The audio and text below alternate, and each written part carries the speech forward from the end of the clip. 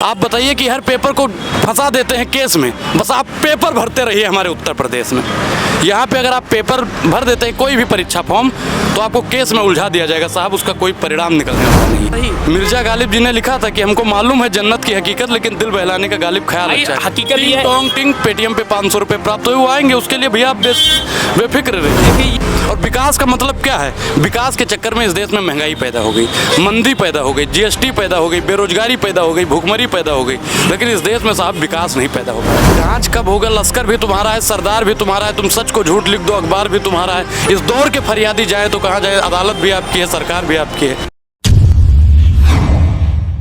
हमारे साथ अनुराग ओझा हैं। आपने इनको दिल्ली में देखा होगा मेरे साथ, लेकिन इस समय लखनऊ की धरती पर हैं और बहुत अच्छे, अगर बात करें युवाओं में तो राजनीति का बहुत अच्छा एनालिसिस है इनके पास, बहुत अच्छी तरीके से राजनीति को परखते हैं। तो राहुल गांधी उत्तर प्रदेश की राजनीति पर बात करेंगे अनुराग ओझा से। अनुराग जी, सबसे पहले स्वागत है आपका उत्तर प्रदेश की धरती पर। धन्यवाद सर। सवाल ये है कि जो न्याय यात्रा चल रही है, बहुत लोगों ने कहा कि राहुल गांधी की जो न्याय यात्रा है, इससे पहले जो उन्होंने यात्रा की थी उसमें 3 राज हार गए, कांग्रेस 3 राज हार गई, लेकिन जो ये न्याय यात्रा लोकसभा चुनाव को लेकर कितना मायने रखती है? देखिए, लोकसभा चुनाव में जो इनका अहम मुद्दा, जो 5 इनके तत्व हैं, युवा, महिला, किसान, भागीदारी और न्याय, श्रमिक, मतलब इन चीज़ों से कहीं ना कहीं भारतीय जनता पार्टी भागती नजर आ रही है। युवाओं की अगर आज बात की जाए तो अभी उत्तर प्रदेश में ही 2 दिन पहले पेपर हुआ।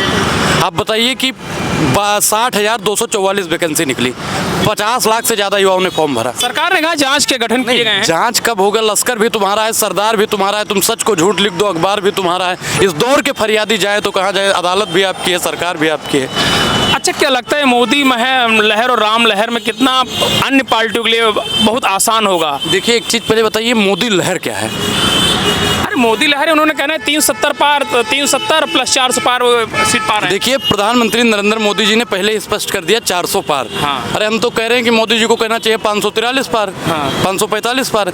अब एक चीज बताइए कि उन्होंने साफ कह दिया कि हम 400 पार हैं, मतलब ईवीएम विकास कितना? भाई सुनिए भाई, विकास कौन सा विकास? मैं एक चीज फिर पर्सनल जाऊंगा, आप कहोगे। हाँ। अगर मोदी जी कहीं 4-6 महीना रुक गए होते तो शायद विकास पैदा हो गया होता।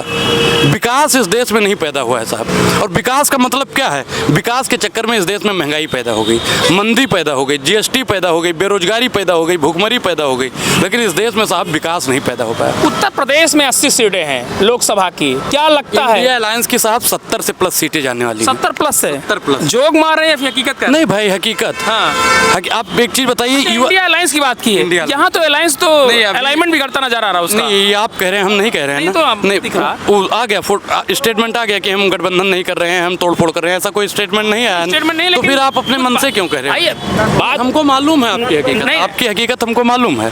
क्या हकीकत मालूम, बताइए तो सही। मिर्जा गालिब जी ने लिखा था कि हमको मालूम है जन्नत की हकीकत, लेकिन दिल बहलाने का गालिब ख्याल अच्छा है। हकीकत ये है, टोंग टिंग पेटीएम पे 500 रुपये प्राप्त हुए, वो आएंगे, उसके लिए भैया आप बेफिक्र रहिए। देखिए, ये इस तरह का आरोप ना लगे। अखिलेश यादव न्याय यात्रा में शामिल नहीं हुए तो कहीं ना कहीं लगा कि अंदर से दूरियां हैं, तभी शामिल नहीं हुए। शामिल होना वो हो सकता है कि कार्य कर रहे हैं और भी।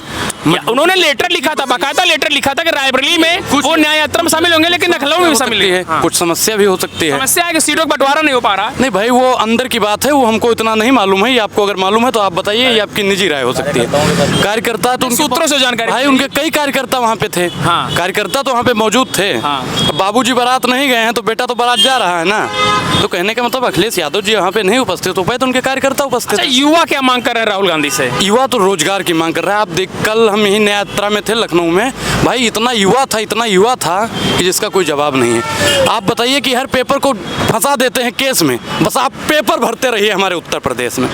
यहाँ पे अगर आप पेपर भर देते हैं कोई भी परीक्षा फॉर्म तो आपको केस में उलझा दिया जाएगा साहब, उसका कोई परिणाम निकलने वाला नहीं है। पहले के उत्तर प्रदेश में, आपके उत्तर प्रदेश में क्या बदलता नजर आ रहा है आपको? आप बताइए कि 2017 के बाद में यहाँ पे क्या बदलाव हुआ है? सिर्फ डेंटिंग और पेंटिंग हुई है, फीता काटने वाला है यहाँ पे। रोडें चौड़ी हुई हैं, रोडें चौड़ी हुई हैं कि घर को तोड़ के और चौड़ा बना दिया गया है। आदम साहब ने लिखा था कि आइए महसूस करिए जिंदगी की ताप को, मैं ले चलूंगा गरीबों की गली तक आपको। गरीबों की बस्तियों को उजाड़ा जा रहा है भाई। जो सरकार 2 करोड़ वादा लेकर आई थी, वो सरकार कहीं ना कहीं अपने वादों से भाग रही है। कहा था 15 लाख आएंगे, आपके खाते में शायद आ गए होंगे, हमारे खाते में नहीं आए हैं तो बता दीजिए आप। नहीं आए, आपके भी नहीं आए तो यानी झूठा है। हाँ। उन्होंने कहा था कि 100 स्मार्ट सिटी बनाएंगे, आप गिनवा दीजिए कितने स्मार्ट सिटी बने हैं। उन्होंने कहा था नमामि गंगे की, बनारस को सजाया भाई 2 बन गया और 98 और गिनवा दीजिए। अच्छा, आप 100 गिनवा दीजिए आज स्मार्ट सिटी यहाँ पे, मैं आज के बाद बोलना छोड़ दूंगा। 100 स्मार्ट सिटी। मोदी जी का कहना 60 साल अगर आपने दूसरे को दिए तो कम से कम हमको 10-20 साल तो दीजिए। अरे भाई 10 साल दे दिया, पहली गलती माफ करते हैं, दूसरी बर्दाश्त करते हैं, तीसरी में बर्खास्त करते हैं। आप तीसरी बार चाय भी गर्म करके पीजिएगा ना साहब, तो वो भी जहर बन जाएगी। अब आया था कोई गंगा का लाल बनकर, रह गया अडानी और अंबानी का दलाल बनकर। तो आया था कि गंगा का लाल है, गंगा को साफ करेंगे, नमामि गंगे का कितना पैसा खा गए आप बताइए। अनुराग ओझा जो पार्टियां हैं, चाहे इंडिया अलायंस हो, जो विपक्षी पार्टियां हैं बीजेपी से, उनके लिए क्या हिदायत देना चाहता है कि बीजेपी से कैसे पार किया था? आपका अनुभव क्या कहता है? देखिए, रोजगार इस देश का सबसे अहम मुद्दा है। हाँ। क्योंकि इस देश में 20 से 25 साल का 46% युवा पढ़ा लिखा है जो आज बेरोजगार है। लेकिन साहब की सरकार में रोजगार नहीं दिया जा रहा है। अगर वो रोजगार मांगता है तो उसके ऊपर लाठी। आप तो हमेशा कहते हैं सबसे ज्यादा रोजगार तो इन्हीं की सरकार में दिया गया है। तो आप गिनवा दीजिए कौन से सेक्टर में रोजगार दिया गया है। अरे भाई साहब, वो तो बकायदा वो प्रेस कॉन्फ्रेंस कर लीजिए भाई, कितना कॉन्फ्रेंस हुआ है भाई 2014 के बाद में आज तक एक भी प्रेस कॉन्फ्रेंस नहीं हुआ है। आम आदमी से मन की बात और अडानी जी से धन की बात। वाह शासन तेरा खेल, ईमानदार को होगी जेल। जो इनसे सवाल पूछता है उसको जेल, मुकदमा ईडी और सीबीआई भेज दिया जाता है। हमारे घर ईडी सीबीआई जाएगी तो भैया उसको खुद चाय पिलाना पड़ेगा अनुराग ओझा को।